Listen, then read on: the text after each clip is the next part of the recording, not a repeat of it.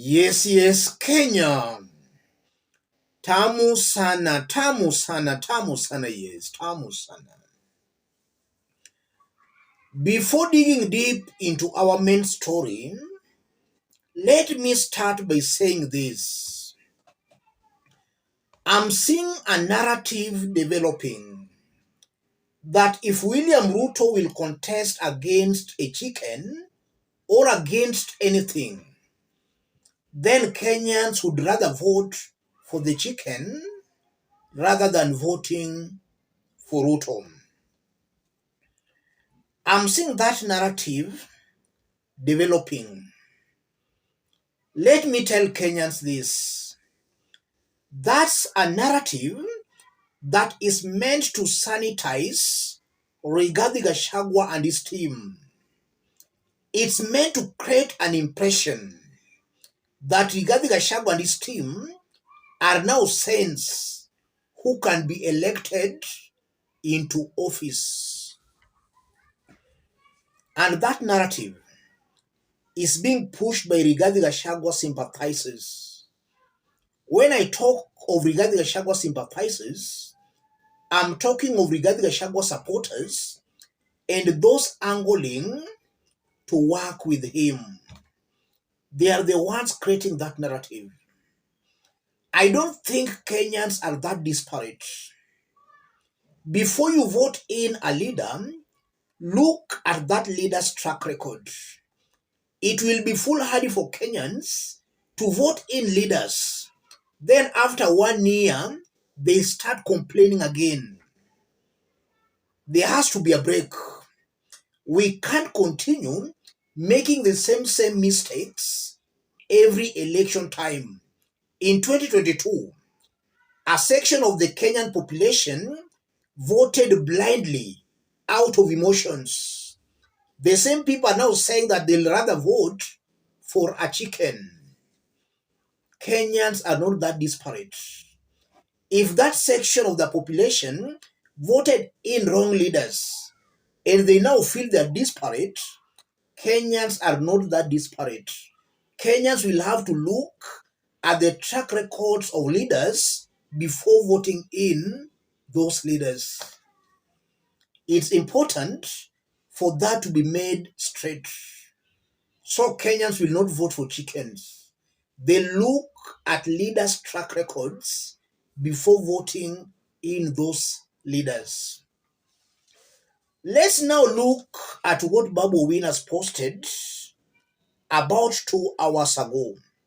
The post by Babu Owino is going to inform the basis of our analysis right now.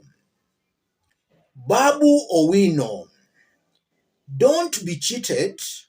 This is where the future is. All Kenyans are advised to follow the duo. We will be there no matter what. Big things coming up. And then you are seeing Babu Owino has shared out that photo of him with Ndindi Nyoro. This is not the first time Babu Owino is sharing out a photo with Ndindi Nyoro. In some of his previous posts, he has also been sharing out an image of him with Ndindi Nyoro. I've checked on Ndindi Nyoro's social media accounts. I've not found anywhere Ndindi Nyoro has shared out a photo of himself with Babu Owino. I've tried perusing through Ndindi Nyoro's posts. I've not seen anywhere he's sharing out an image of him with Babu Owino. But Babu Owino seems to be very much excited, sharing out photos of him with Ndindi Nyoro. I want us to put all this into perspective for Kenyans to understand the high-octane politics being played here. If you are watching us but you have not yet subscribed, subscribe, give the video a like. Let's proceed. Politics in Kenya is all local. Ndindi Nyoro understands that very well, and that's why he's not very much excited in sharing out an image of himself with Babu Owino. Ndidi knows that the political animosities between the mountain and the lake will take some years to disappear. Ndidi understands that very well. So he does not want to antagonize his Mount Kenya base by being seen by somebody from the lake. That's why Ndindi Nyoro is very cautious about his relationship with Babu Owino. He does not want to anger the mountain ground. And that's why when there was an impeachment against Rigathi Gachagua, Ndindi played safe. He never voted to impeach Rigathi Gachagua. He listened to the ground and he knew what the ground was saying. The ground on the mountain was against Rigathi's impeachment. On the part of Babu Owino, the lake ground was fully supporting the impeachment of Rigathi Gachagua. Babu Owino knew that, but he decided to go against that by not voting to impeach Rigathi Gachagua. So Babu here clearly went against the grain. In going against the grain, he was trying to please the mountain ground by letting down his lake ground, the ground he intends to lead. That's exactly what is happening here. So Babu Owino is very desperate to please the mountain at the expense of the Luo nation. And clearly, that will augur very negatively for Babu Owino's quest to inherit the Luo vote. He's trying to please the mountain at the expense of the Luo nation. We have been told that when you stretch up your arm for the high, you lose what is below the elbow. As Babu Owino stretches his arm for the high, he's clearly losing what is below his elbow. He's clearly going to lose the low support he has been enjoying by trying to please the mountain. We know Babu Owino seems to be undecided whether to contest as an MP, a governor, or as the president. He's still in between. He's torn between those three positions: MP, governor, or the president. And this confusion is what is making Babu Owino please the mountain at the expense of his Luo nation.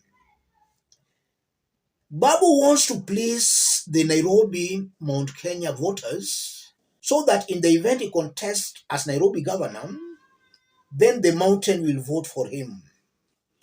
That's Babu's calculation. Whether he will succeed or not, it's only time that will tell.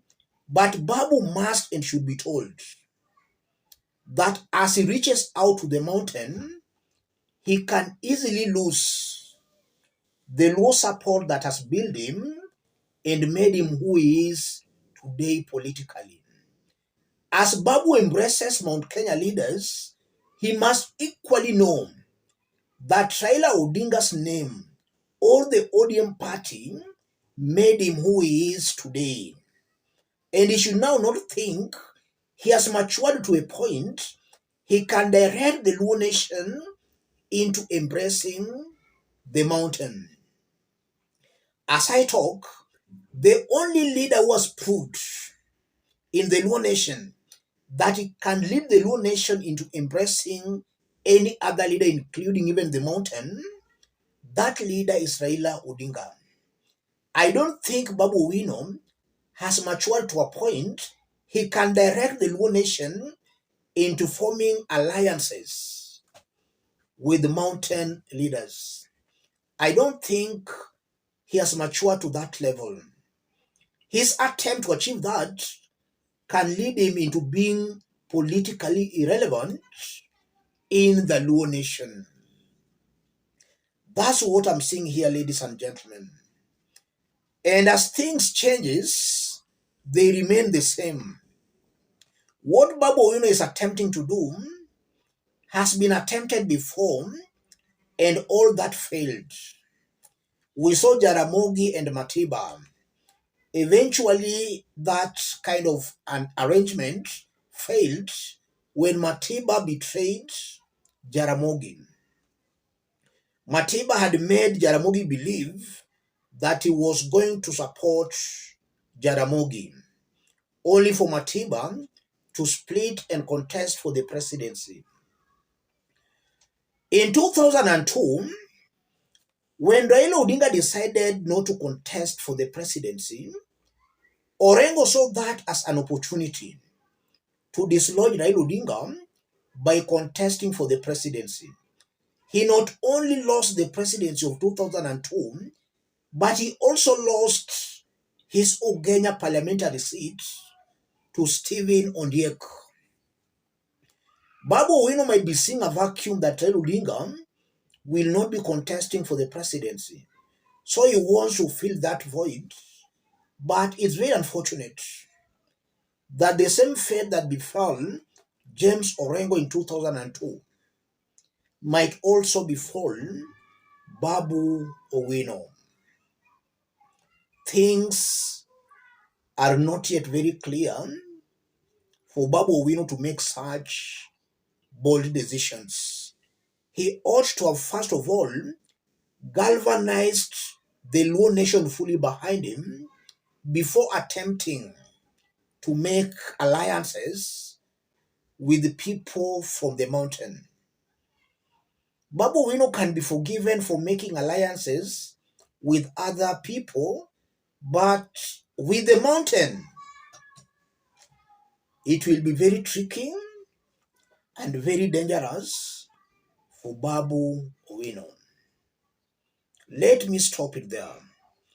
If you are watching us but you have not yet subscribed, subscribe, give the video a like. Any person watching us outside Kenya, drop a comment, let us know from which part of the globe you are watching us from. If possible, subscribe, give the video a like. Let's meet in our next analysis. Thank you.